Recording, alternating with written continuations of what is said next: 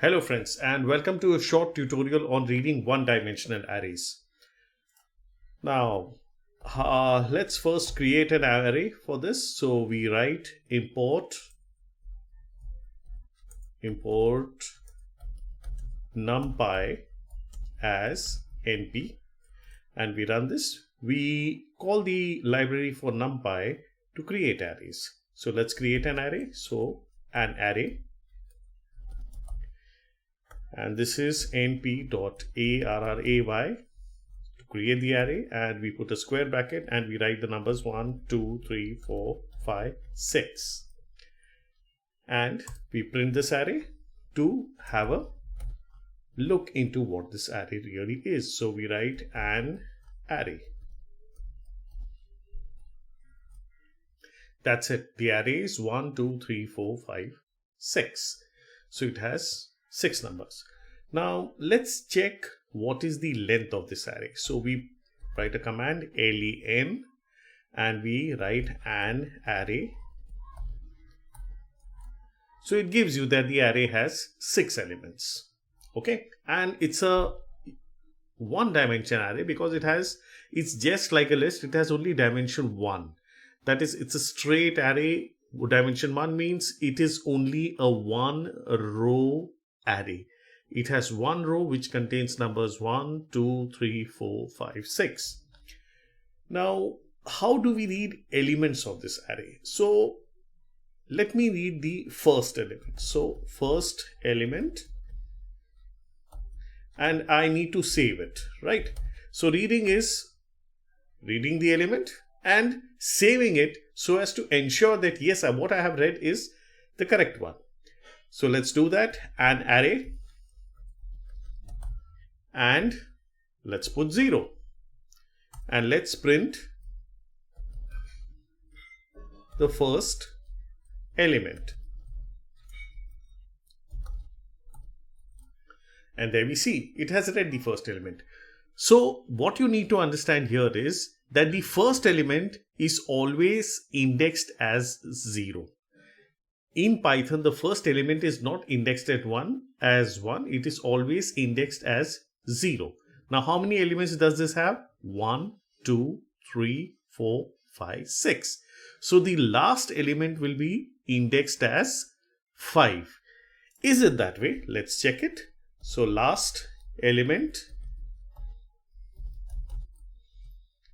and an array, and let's put 5 in this and let's check. So we print the last element and let's see. So okay, we did not put an equal to sign here, so let's do that.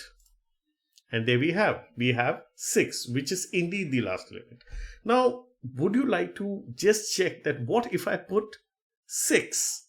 What would I get? So let's do that. Let's change it. Let's put 6. Normal logic would say that the first element is 1 and the sixth element is 6th. But let's do that in Python and see. Well, it says that it's out of bounds. The last element is indexed as 5.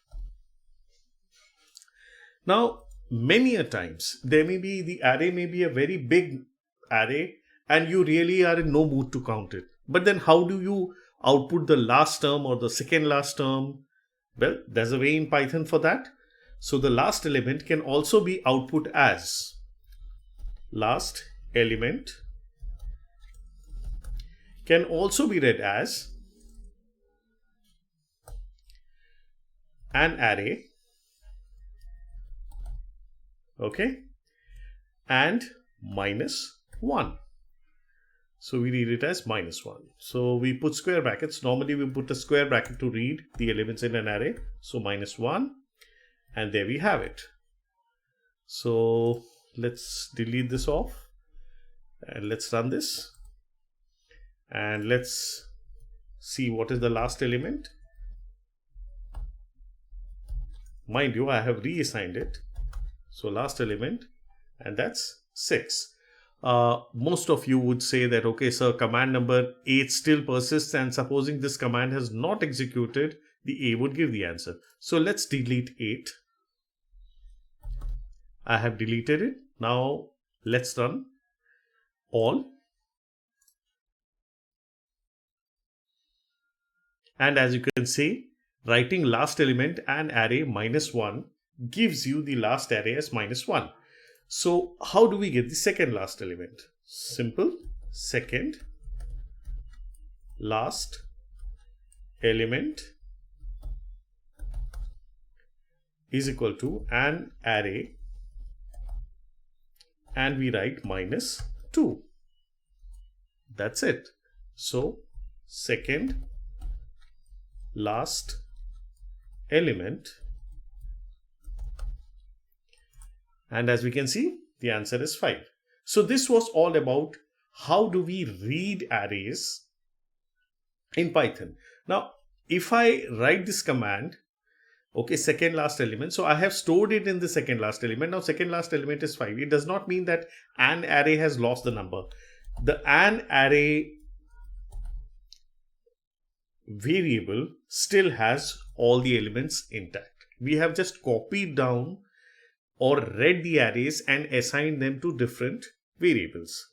So this is very convenient, and it is very important that you understand this concept, because in programming languages like Fortran, C, you have to run a for loop to do this. But in Python, it is very natural. The arrays are treated in a very more natural and human fashion, and therefore you can just call the elements of an array by special functions. These are just not available in Fortran and C++. So try and understand, Python makes it more simple to deal large matrices of numbers and manipulate them. So this was all about reading an one-dimensional array. Now the next lecture following this will be reading a two-dimensional array. Now the fundamentals in that is reading in two-dimensional arrays, would be the same as reading an n-dimensional array. Okay, so we shall only deal with two-dimensional arrays. The same fundamentals will apply to n-dimensional arrays also. So goodbye, have a great day, and keep watching.